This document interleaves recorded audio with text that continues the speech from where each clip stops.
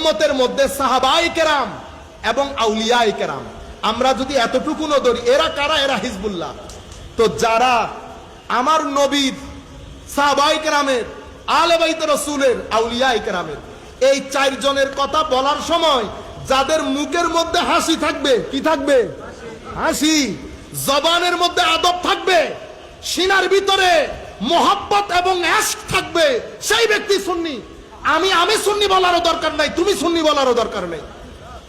যে ব্যক্তির বক্তব্যের মধ্যে জবানে আদব থাকবে, সিনার মধ্যে ইশক এবং মোহাব্বত থাকবে, মুখের মধ্যে হাসি থাকবে, আমার নবীর শান যখন বলবে, আহলে বাইত রাসূলের কথা যখন বলবে, কারবালার কথা বলার সময় যখন চোখে পানি বের হবে, আপনারা বুঝতে পেরেছেন? বস সুন্নি।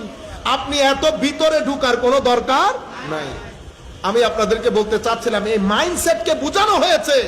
নবী একেবারে সাধারণ একজন মানুষ, ওনাকে আল্লাহ নবুয়ত দিয়েছেন, উনি নবী হয়েছেন। আপনার সমাজে আপনারা যখন কলেজ বিশ্ববিদ্যালয়ে ছেলেদেরকে পাঠান, এখন আপনার ছেলেরা দুই মাইন্ডসেটের হয়। কয় মাইন্ডসেট? এক মাইন্ডসেট হচ্ছে তারা অতি আধুনিক, আমরা বলি মডার্নিস্টিক অ্যাপ্রোচ, অতি আধুনিক।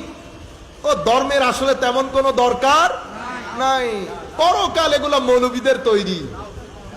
বিজ্ঞান আসল, বিজ্ঞান আসল, তার মানে তারাই সেরা, তারাই সেরা। বিভিন্ন ধর্মের এই যে গ্রন্থগুলা, তোর মধ্যে কোরআনও একটা, এগুলা যার যার ধর্মগ্রন্থ। এই যে মাইন্ডসেটের কথা বলেছি, আপনার বিশ্ববিদ্যালয়গুলাতে এই মাইন্ডসেটের শিক্ষকরাই মেইনলি আমাদের ছেলেপুলাকে শিক্ষা দেয়।